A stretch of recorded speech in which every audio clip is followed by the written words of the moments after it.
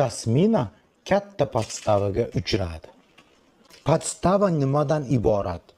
Bizdan Gulnora doktor har doim nat plus ultra va boshqa lekarstvalarni olardi.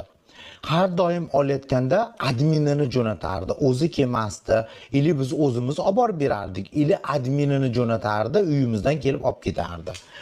Bular o'ylamasdan berib boradi, meni deb o'ylaydi deb Guliga yozgan dugonamga.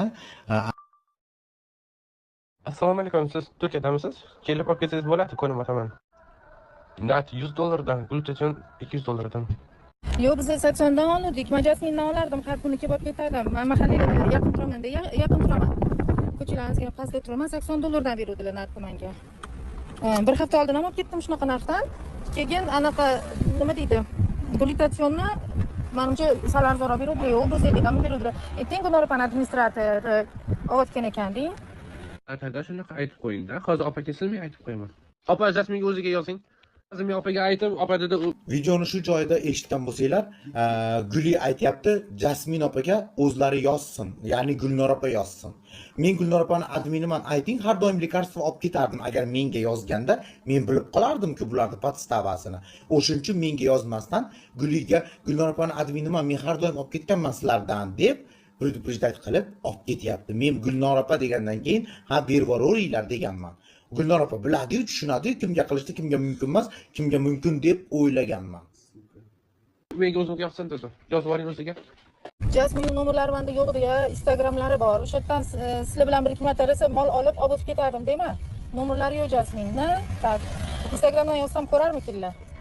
Men 10 ta, 15 talab $80 olgan. Kamila, qarayman, hozir taksi tarafdan kelyapman. Trafik bo'lmasa 15 minutda kelsam kerak.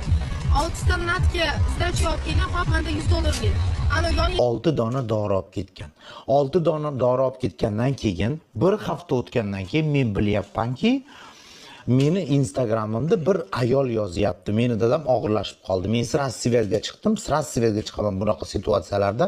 Svязga chiqib bilsam, shu Gulnor opani admini u qizni singlisi ekan. Bular mendan so'ramasdan, meni doktorim bilan savetovatsiya qilmasdan dadasiga, ya'ni 70 yoshlik odamga, og'ir kasal odamga ukol qilishgan nat ukol qilinmagan, bilib qo'yinglar. Потому что доказательства yo'q. Ulangan shpris bilan oqayotgan kapelnitsa, biz bilmaymiz u natmi yo'qmi. Atrofida aylantirib qo'yishib, nat atrofida lekarstvani nat qilganmiz deb video chiqarishdi, uydagilarga jo'natishdi. Bu men podstavaligini hozir oxirigacha ko'rsanglar bilasizlar. Videolarda tashlashdi, opasi menga o'sha kuni lekarstvadan keyin bir haftadan keyin lekarstvani ko'rdim, men videolarni ko'rdim, men конечно qo'rqib ketdim, rostmi ekan, shunaqa bo'ptimi deb opasiga hamma yo'qni tushuntirib, bo'ldi, men siz meni uspokoyit qildingiz, unaqa bunaqa hammasi to'xtadi. Opasi bilan gaplashib bo'lganimizdan keyin opasi, "Xo'p, men tushundim, rahmat sizga Jasmin, ko'nglingiz ochiq qiz ekansiz" dedi. Bo'ldi, xayrlashdik. Bir oy o'tgandan keyin Dalil.uzda video chiqib kelyapti, ya'ni mana bu video.